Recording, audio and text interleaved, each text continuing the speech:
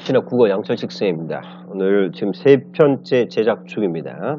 앞으로 조금 여유가 될 때마다 좀 더 많은 양 그리고 빨리빨리 제작을 해서 여러분에게 도움을 드리도록 하겠습니다. 오늘은 세 번째 작품 정지용의 향수란 작품 신풍명강 현대시 21쪽입니다. 시작하도록 하겠습니다.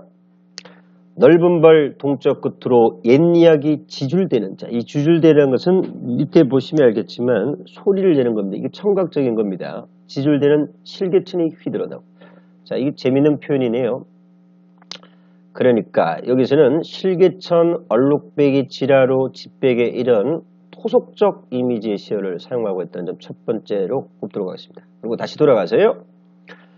자, 여기서 꼭 내려가기 전에 볼게요. 실개천이 휘돌아 나가고 있는 장면을 묘사하고 있는 거죠.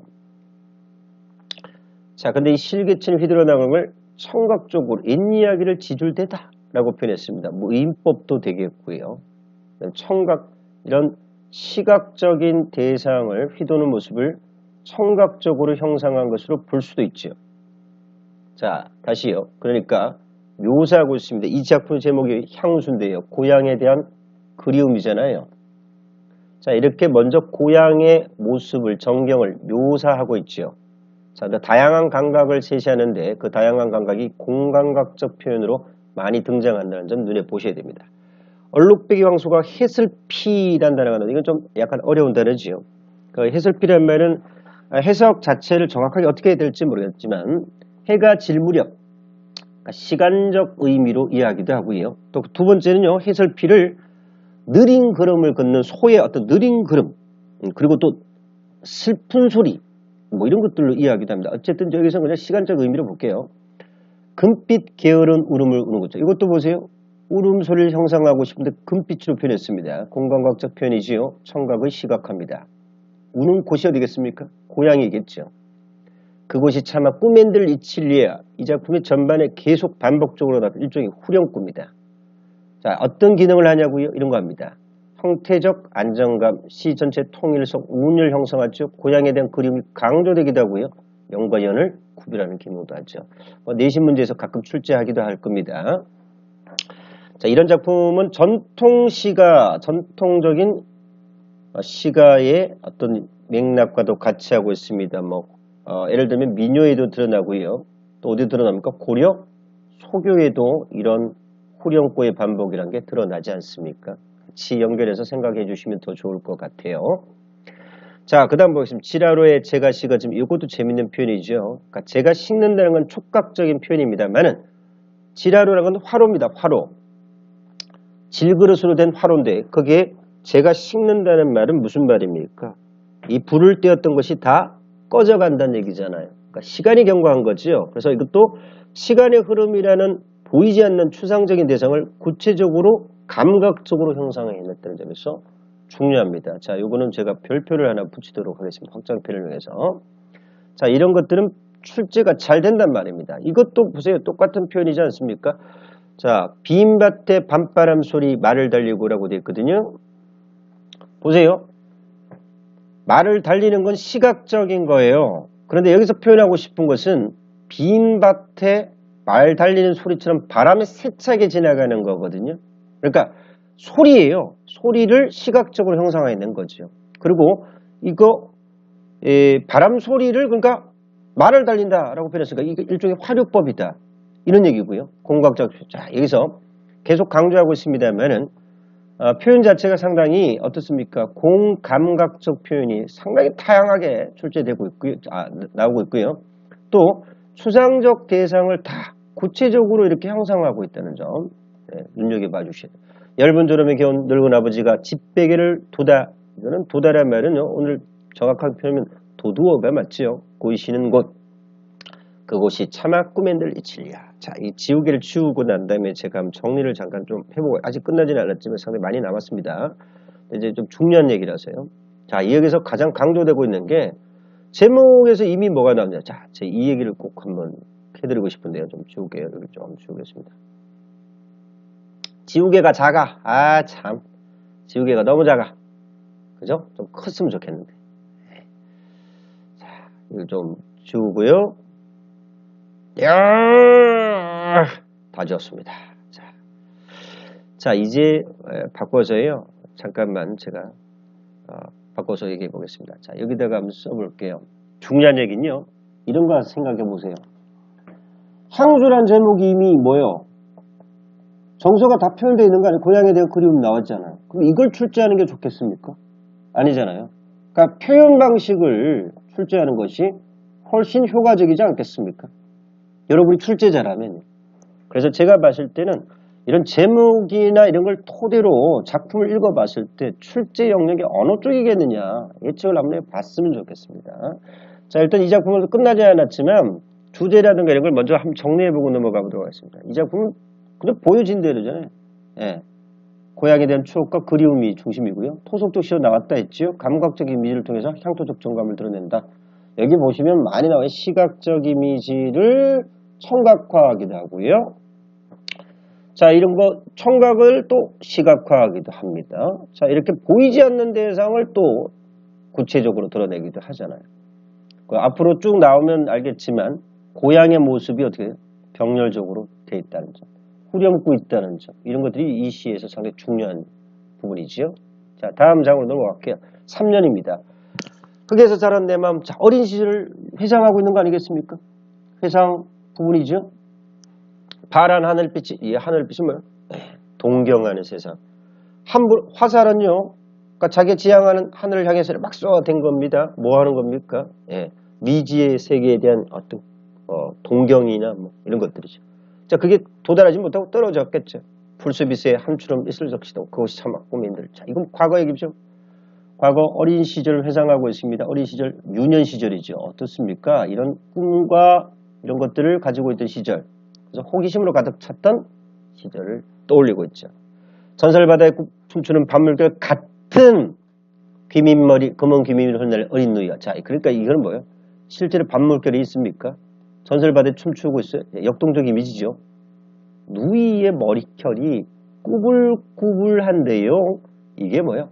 밤물결도 춤추고 있는 듯한 모습인 거죠. 이해가시겠습니까? 아무렇지도 않고 예쁠 것도 없는 평범한 이런 뜻이겠고요. 사철 발벗은 실제로 발을 벗을 수는 없잖아요. 신발 벗은 이런 뜻이죠. 이게 막 가난하다, 막 노동을 많이 해야 된다 이런 말이죠. 이거 전체적으로 다시 보면 농사일이 바빠서 신발도 제대로 신지 못한다 라는 아내의 모습을 드러내고 있죠. 따가운 햇살 등에 지고 이삭죽동 곧 이것도 과거이죠. 그래서 아까 그 주제에 보면 추억이라는 말이 나와요. 어린 시절에 대한 추억이기도 하고 그 다음에 과거 뭐 그거보단 좀 더 지난 뒤의 일이지만 고향에 대한 이미지입니다. 다시 2연에 가보시면 누가 나오냐면 아버지가 나오고요. 3년은 어린 시절이죠. 4년은 누굽니까? 누이나 아내가 떠오르는 거죠. 병렬식이죠. 그곳이 차마 꿈엔들 이칠리야라고 얘기하면 잊혀지지 않는다. 꿈에 잊혀지지 않을 정도로 그립다라는 거잖아요. 하늘엔 성근은 드문드문 이런 뜻이죠. 뭐가 되는 겁니까? 별이 드문드문해졌다는 얘기는 그만큼 시간이 흘러서 아침이 다가온다 이 말이죠. 알 수도 없는 모래성으로, 자, 이 모래성은 애들이 이렇게 막 짓는 동화적인 요소이기도 하고요. 또 상당히 신비로운 물이에요. 누가 발을 옮겼다는 얘기인가요? 화자일 수도 있죠. 그런데 이제 별이 그쪽으로 발을 옮겼다. 이런 말로 이해할 수도 있고요. 서리까마귀 우지 짚고 지나가는 초란 지붕이란 단어에서 가난했다라는 걸 알 수 있고요. 흐릿한 불빛에 자, 이거 도란도란이라는 단어를 통해서 알 수 있다시피 가난했지만 어떻습니까? 상당히 단란했던. 그래서 그리운 거죠. 가난이 그립지는 않을 거 아닙니까? 가난이 그립다는 얘기는 아니겠죠.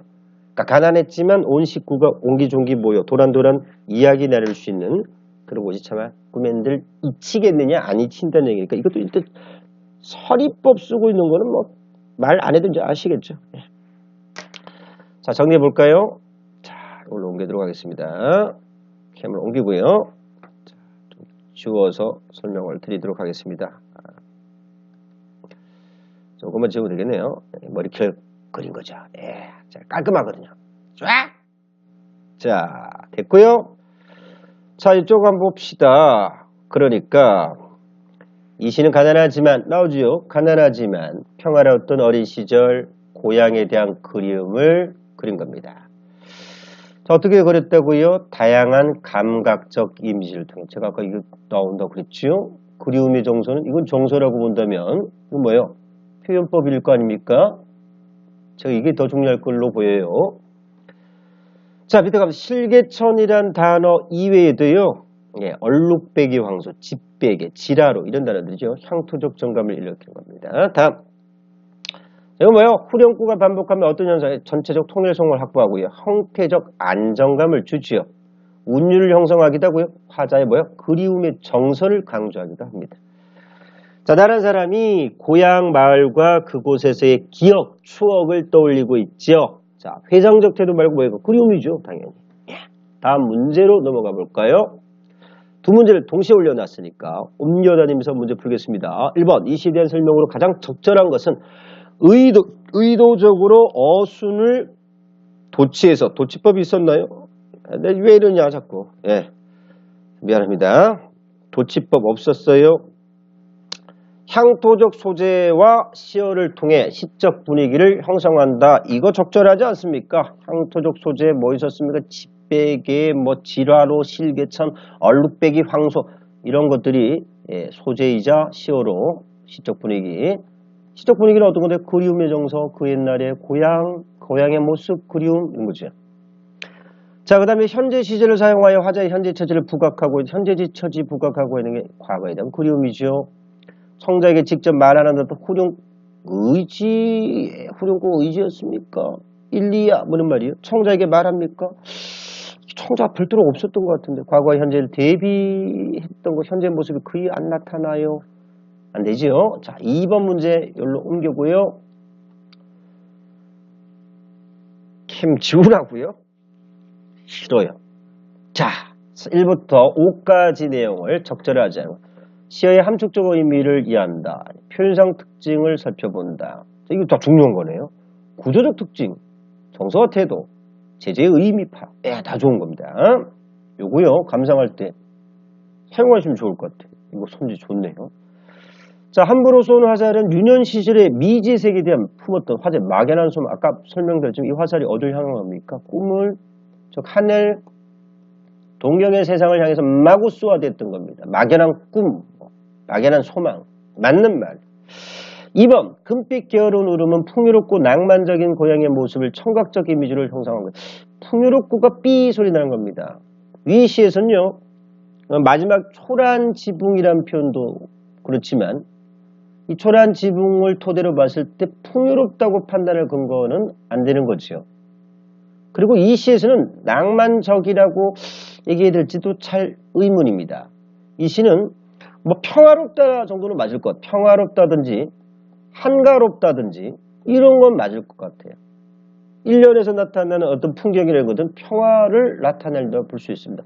황소가 음매하고 우는 것이 풍요로움을 상징하는 거냐? 이건 알 수 없지요. 그리고 지라루에 제가 시각한다거나 여러 가지를 봤을 때 풍요롭다고 판단할 근거는 없고요. 오히려 반대로 초란 지붕이라든가 이런 말들이 오히려 가난을 상징한다라고 볼 수 있어서 예, 풍요롭다는 건 일단 B. 낭만적인 건 글쎄 이 정도 되겠습니다. 2번 틀렸습니다. 후렴구 반복해서 통일성 맞고요.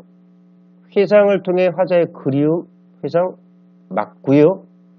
추억 꿈이 서려있는 공간이자 가족과 더불어 살아갈 수 있는 공간이 어디입니까? 고향이지요. 과거의 기억도 있고요. 꿈도 있었고요. 가족과 도란도란 맞습니다.